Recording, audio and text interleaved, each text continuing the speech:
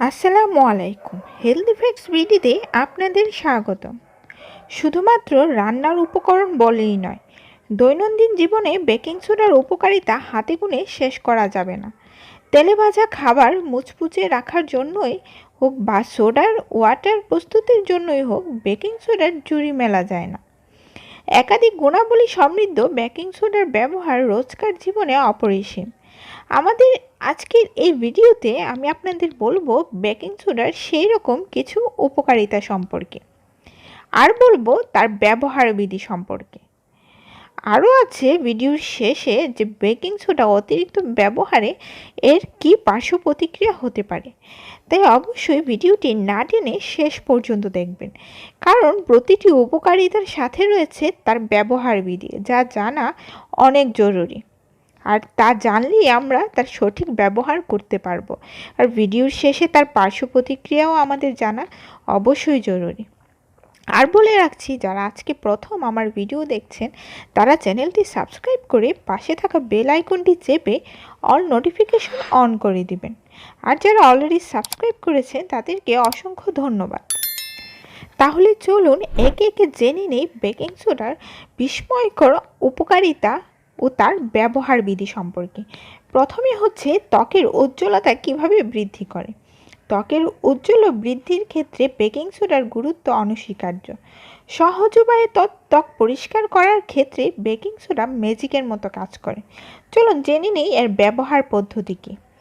3 ভাগ বেকিং সোডার সাথে 1 ভাগ জল মিশিয়ে ওই মিশ্রণ হালকা হাতে চক্রাকারে ত্বকের উপরে অংশে ঘষলে ত্বক ডিপ ক্লিন হয়ে যায়। তারপর ত্বকের ওই অংশ জলে ধুয়ে পরিষ্কার করে নিতে হয়। এইভাবে সহজেই ঘরোয়া পদ্ধতিতে ত্বকের ঔজ্জ্বল্য বৃদ্ধি করা সম্ভব বেকিং সোডার মাধ্যমে। ব্রণ নিরাময়ক হিসেবে কাজ করে বেকিং সোডা। একাধিক গবেষণা থেকে জানা যায় ব্রণ নিরাময়ের ক্ষেত্রে বেকিং সোডার একটি উল্লেখযোগ্য গুরুত্ব রয়েছে।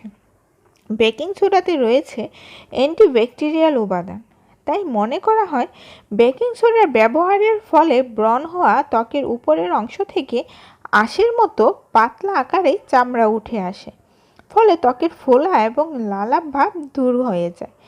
এছাড়াও বেকিং সোডা ত্বকের অতিরিক্ত তৈলাক্ত ভাব শুষে নিয়ে ত্বক শুষ্ক করে তোলে এবং এর ফলেই ব্রণ সংলগ্ন অঞ্চল দ্রুত স্বাভাবিক হয়ে ওঠে।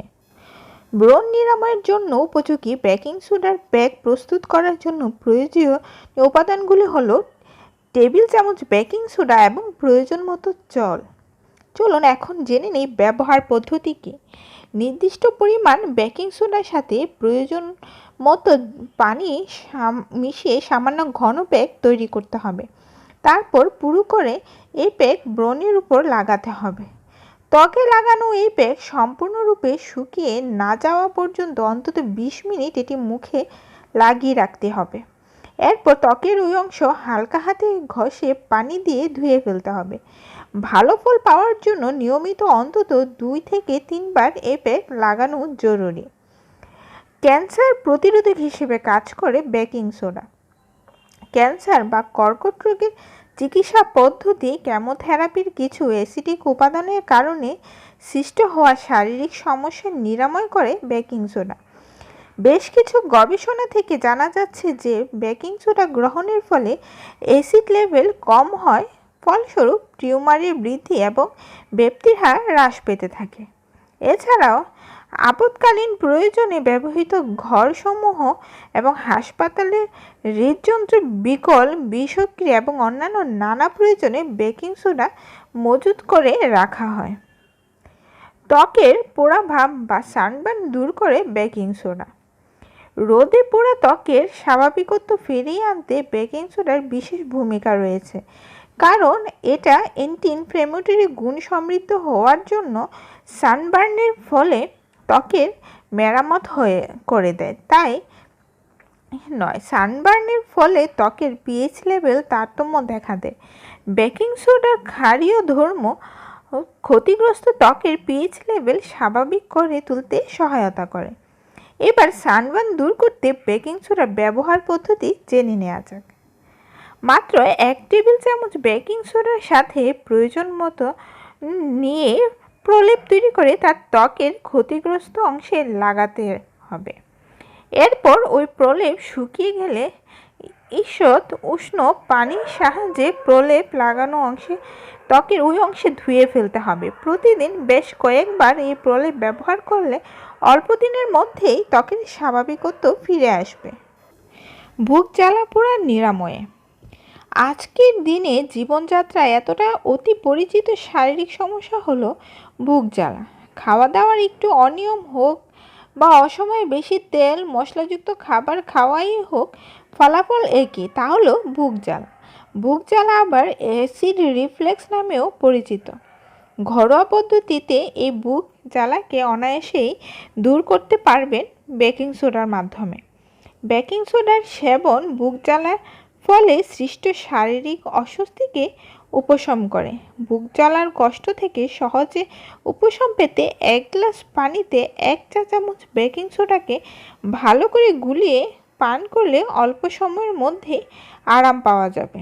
তবে মনে রাখা দরকার, বিশেষজ্ঞ চিকিৎসকের পরামর্শ নিয়েই বেকিং সোডা যুক্ত পানি পান করা উচিত, অন্যথায় বিপত্তি দেখা দিতে পারে। ঠোঁটের কালো ভাব দূর করে। ঠোঁট হলো মানুষের মুখমণ্ডলের অন্যতম সুন্দর একটি অংশ। এই ঠোঁটের কালো ছোপ ঠিক মেনে নেওয়া যায় না, তবে ঠোঁটের কালো ভাবের নিরাময় খুব একটা কঠিন কিছু বিষয় নয়। ঘরোয়া পদ্ধতিতে খুব সহজেই এটা দূর করা সম্ভব। এবার জেনে নেই ঘরোয়া কি জিনিসের সমন্বয়ে ঠোঁটের কালো ভাব দূর করা যায়। লেবুর রস এবং মধু এই দুটি ঘরোয়া উপাদান ভিটামিন সি সমৃদ্ধ। এগুলো ব্লিচিং এজেন্ট হিসেবে কাজ করে। চলুন এখন জেনে নিই ব্যবহার পদ্ধতিকে। 1 চা চামচ মধুর সাথে 1 চা চামচ বেকিং সোডা ভালোভাবে মিশিয়ে এটা প্যাক তৈরি করে আঙ্গুলের ডগায় ওই প্যাক নিয়ে ঠোঁটের উপর লাগিয়ে রাখতে হবে। প্যাক লাগানোর 2 মিনিট সময় পর আলতোভাবে ঘষে ঠোঁটটি ধুয়ে ফেলতে হবে। মধু এবং বেকিং সোডা নির্মিত এই প্যাক ঠোঁটের উপরের ভাগের মরা কোষগুলিকে পরিষ্কার করে দেয় এবং প্রাকৃতিক উপায়ে ঠোঁটের চামড়াকে ব্লিচ করে স্বাভাবিক ঔজ্জ্বল্য ফিরিয়ে নিয়ে আসে। প্রতি সপ্তাহে 2 থেকে 3 বার এই প্যাক ব্যবহার করা যেতে পারে।